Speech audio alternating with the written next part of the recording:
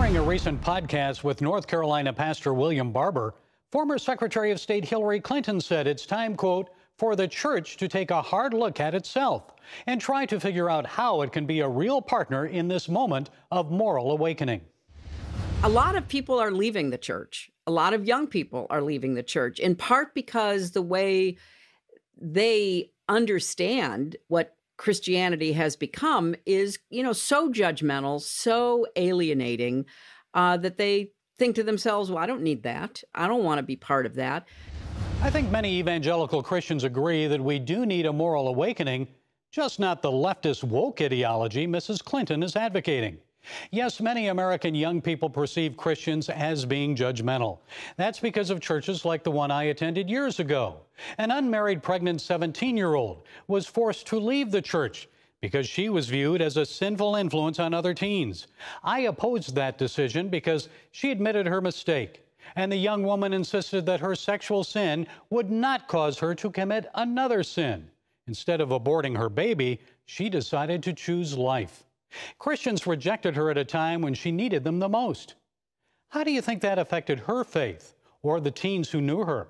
No wonder young people are leaving. While some churches are like that, many more are like the one I currently attend. There's no judgment, just a lot of love for people and solid Bible teaching, love of God's Word, preaching the truth. You see, some young people mistake truth for judgment because they haven't been taught the truth. Others just don't want to hear the truth. It's offensive to them. They don't want to be reminded of their sin. They often say, what's right for you isn't necessarily right for me. But rejecting the 10 Commandments doesn't erase them. God still expects us to try to follow His laws. He knows we'll often fail, and that's why a holy and perfect God sent Jesus to us. Jesus said in John 3:17, "For God did not send His Son into the world to condemn the world, but to save the world through Him."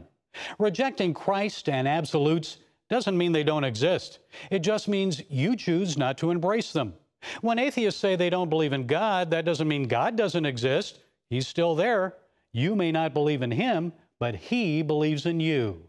You've probably heard people quote Jesus and Matthew 7:1. Judge not, that you be not judged.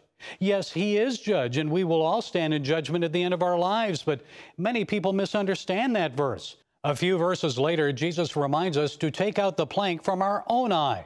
Then we will see clearly to remove the speck from our brother's eye. He's not saying don't judge others. He's saying don't judge hypocritically.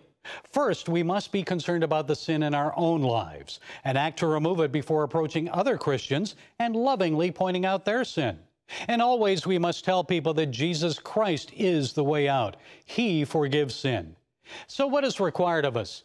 Micah 6:8 tells us it's to do justice and to love kindness and to walk humbly with your God. Folks, that's the only way the church will retain and attract young people, not by acquiescing to the culture, but by advocating justice for all people, honoring God, and in kindness, lovingly sharing the truth. Well, that's it today from the Global Lane. Be sure to follow us on Facebook, iTunes, SoundCloud, YouTube, Parler, and Twitter. And until next time, be blessed.